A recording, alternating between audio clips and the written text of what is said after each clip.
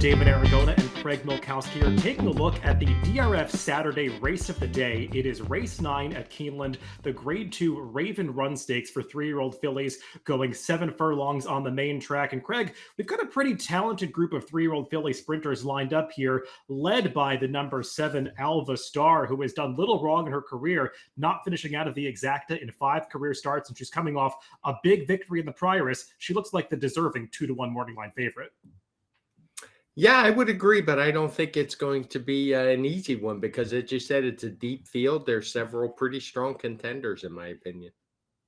The number 4, Vava, coming off a victory in the Charlestown Oaks. The number 6, Dazzling Blue, a horse that was highly thought of earlier in her career. Some others that have run some competitive speed figures in this race. Definitely many runners to consider in this Raven run. And if you're handicapping this race, remember you can go to the DRF Race of the Day event page to get free formulator PPs for this Raven run. Craig, let's check out the Timeform US pace projector for this race because I think it's an important discussion point. There does appear to be plenty of speed signed on, and that could be a significant factor for that horse that is shown out on the front end at the number 7 Alva Star. That's where she likes to be, setting the pace, but I think she's going to have some company in here. Yeah, she's shown on a clear lead, but there is some other speed. It's her first time going 7 furlongs, so I think that could be an issue as well. But I agree with the pace projector. I do think she's going to try to get to the front and probably will. It's just a matter of if that fast pace that we have denoted actually materializes. Yeah, some horses who chased her last time, including Dazzling Blue in here, the number 8, Lady Radler, a horse that has shown a lot of speed at different points in her career, and even the number 9, Ancient Peace, a horse with route speed who is cutting back in distance. So it's going to be interesting to see how this pace shakes out. Let's go through this field in post-position order, beginning with the number 1, Lily Pooh. And she's a horse, Craig, that would certainly appreciate any hitting up front. I believe she's the one that had the LP flag, indicating that she's got the highest Timeform US late pace rating of anybody in here. That didn't work out for her so well last time, though, when she tried this distance in the Charlestown Oaks. She couldn't really make up much ground from the back of the pack, albeit after getting a wide trip. That was a 2-turn, 7 furlongs. Now she's going back to 1 turn. She's got a few speed figures that put her on the cusp of being competitive, but she really needs the trip to work out. Yeah, maybe the cut back to 1 turn could be different. It's a little tough to make up ground in those 2-turn Charlestown sprints, but she doesn't really have the speed figures that stack up. She'd be more of an underneath play for me. The number 2 is Simply Stated. She's a new face coming in from Pennsylvania for this, competing exclusively at Penn National and Presque Isle Downs so far in her career. She's run pretty well on the dirt at Penn National, at least. She's got that one standout speed figure, that 112 that she earned 2 back in that restricted stakes race, and she beat a pretty good horse that day in Empire Pass, who was second. Since then, Craig, she tried the synthetic, was a pretty easy winner against overmatched competition. It's just a big step up in class for a horse like this. It is, and you can see it in the Timeform US race rating. For this race, it's a 115. None of our other races have, they've all been in the low hundreds at best, so it is a big step up. And she is one of those that wants to be forwardly placed in the early stages and drawing to the inside. You imagine that Louis Saez is going to send her away from the gate. The number 3 is Nom de Plume, and she's another runner who is moving up in class. Her first stakes try, and actually her first try on the dirt, having only competed on synthetic and turf so far. This horse has shown some ability, though. I thought that she ran pretty well in both starts at Turfway over the winter, finishing second to a well-met Brad Cox horse, Capella, in her second start. And I liked her return last time at Ellis Park. The big question is the change of surface, Craig, but she certainly has some pedigree to handle the dirt, being half to a high-level dirt allowance horse like Moving Moxie, as well as My Buddy B, who also raced for Paulo Lobo and was best sprinting on the dirt. So there's pedigree for this one to handle the switch. There is. I think she would need the fast pace that we're predicting on the pace projector would help set up her late kick as she turns back in distance. You could do worse than a horse that's 20-1 on the morning line, drawing Flavie and in the irons in a race that may have a hot pace. He's pretty good at timing that late run. Yeah, she's a wild card to consider in this race, perhaps at a fair price. The number 4 is Vava. Let's take a look at her most recent victory in the Charlestown Oaks. As I said, Lily Pooh also coming out of this race, though she finished farther back in the pack. And Vava runs well this day, Craig, but she really did get a great trip, breaking from the rail, saving ground much of the way, tipping out at the top of the stretch. That's exactly the kind of trip that you want to get at Charlestown. John Velasquez gave her a good ride this day, and we'll see if he can do it again. Her last couple of speed figures certainly put her in the mix as one of the major contenders in here. She's a player if she can run back to either of those races. She was a pretty distant third in that very fast win by the ill-fated Maple Leaf Mel in the victory ride. Good trip, but she ran fast in the Charlestown Oaks, so she's certainly a contender for me as well.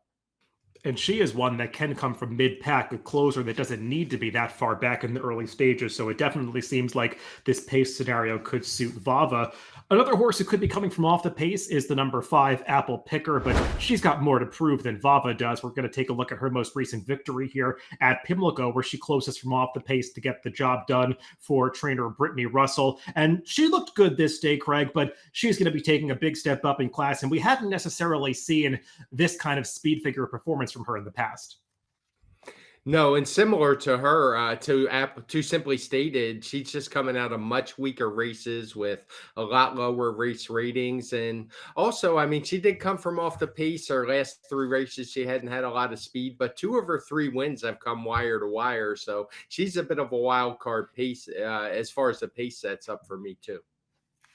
The horse drawn to her outside is the number 6, Dazzling Blue, and she's a horse that was highly regarded early in her career, reeled off 3 victories by open lengths margins in her first 3 starts, lost to Maple Leaf Mill in the victory ride, but ran pretty well that day, albeit with a good trip, and that 1:15 time form US speed figure certainly makes her a contender here. You do have to find some excuse for her last race, though, Craig, because she did not run nearly as well as Alva Star, tried to chase that one, was turned away, and ended up losing that race by a double-digit margin. So she's going to have to bounce back here, and I guess we'll see what kind of price she is. Yeah, it's going to come down to price for me. I'm willing to forgive that last race. It was a little bit of a tough trip. We can see the race rating coded in red, indicating that speed did very well on that day at Saratoga. So if you want to give her an excuse there, she certainly has that race to run back to in the victory ride, where for the first time in her career, she showed she could rate off the pace a little bit behind that very fast Maple Leaf Mill. Yeah, going out for Brad Cox at Keeneland and the fact that she was bet down to 3 to 5 last time, I do wonder what kind of price she's going to be in this race, but she definitely has the back races to put her in the mix. Then we'll take a look at the prior stakes that we were just talking about. And Alva Star, of course, the winner of this race. And you see Dazzling Blue, she gets up to her in the 2 path at the top of the stretch and just couldn't really get to that foe. It gets turned away. And there's really nothing to knock about this performance from Alva Star, Craig. I mean, you did mention the fact that the track was perhaps slightly speed favoring this day at Saratoga. But I mean, even if you take her performance down a couple of points, she's still the horse to beat in this race. And it just feels like since she lost that race to Jersey Pearl at Churchill back in May, her last couple of efforts, she's really taken a step forward in the summer into the fall. That was a legitimate speed figure that she earned at Delaware. 2 back horses have come back out of that race to validate it. And then again, last time, running another fast figure. She's the only horse in this race to get a 120 plus time form US speed figure. She's the horse to beat, but she's going to have to deal with the 7 furlongs and survive a faster pace potentially. That's the real question for her. If you'll note, she doesn't have any red fractions in her time form USPPs. It's not like her last race was slow at Saratoga. The pace figure's in the 120, but she ran so fast, none of them got that red coating. So the real question is that extra furlong and just how much pace she's going to have to deal with early on. The number 8 is Lady Rler. We'll take a look at her past performances in time form US. And Craig, if you just isolate her dirt sprints this year, she looks pretty competitive in here because she was an easy winner at Prairie Meadows against lower level stakes company, but with a competitive 110 time form US speed figure back in the springtime in May. And then last time, got back on the dirt after a synthetic and turf try, and she built on that performance from earlier in the year, winning at 23-1, big upset that day. Can she repeat it here at what is likely going to be a shorter price? Well, she did show some versatility going from slightly off the pace, not like she was way off, but she was able to sit behind a few horses and make a late run, something she will probably have to do here. But I see no reason why she couldn't repeat her last race. It's just a matter of if that's going to be good enough. And she did get the 7 furlongs that day. It was a great ride and trip from Jesus Castanon. He kind of just got her in behind horses and got her to shut off just enough, even though she was pretty keen through the early stages of that race. So we'll see if he can pull off that same feat in this spot. And then rounding out the field on the outside is the number 9, Ancient Peace. Let's take a look at her most recent race. This was going a 2-turn mile and a 16th at Remington Park in the Remington Park Oaks. And she led most of the way, gets run down by Honor D Lady, who probably just wanted the distance a little bit more on this afternoon. Craig, this horse has never gone shorter than a mile in her career, but when I watch her races, she's a really aggressive filly. She's a little more compactly built. She feels like one that has the speed to compete going a sprint distance, even though they've never tried it. And she's got some dirt speed figures that do put her in the mix here. She does. I would imagine she's going to have to come from off the pace, as we show on the pace projector. I think challenging Alva Star early wouldn't be the wisest thing, but I don't think they're going to do that. I think the plan will be to come from off. The question for me is, why has she never been entered in a sprint? It makes you wonder what the connection saw that maybe we don't, but she certainly looks like on the track one that could handle the turn back. Well, let's throw up our picks for this grade 2 Raven run. And Craig, you're going to give another shot to the number 6 Dazzling Blue, who wasn't exactly dazzling last time in the priors, but she had looked good prior to that, so she's going to have to bounce back. Yeah, I'm counting on being able to put a line through that last race. I thought she moved prematurely. We talked about all the issues, and I thought her race in the victory ride was really good. I don't think that speed figure was a fluke. She beat Vava that day, so just looking for a bounce back from Dazzling Blue. We've both got the number 4 Vava in there. I think we would agree that she is the horse to beat in this race. I did put the number 9 Ancient Peace on top. She just strikes me as one that is going to benefit from this turn back in distance. And for a horse like this that has never been behind horses in the early stages, I do like that she's drawn in the outside post position, because at least that's going to give her rider Ricardo Santana the opportunity to potentially avoid some of that kickback. So the number 9 Ancient Peace for me, and the number 6 Dazzling Blue for Craig, and the DRF Saturday race of the day, the grade 2 Raven Run at Keeneland. Good luck if you're playing the races this weekend.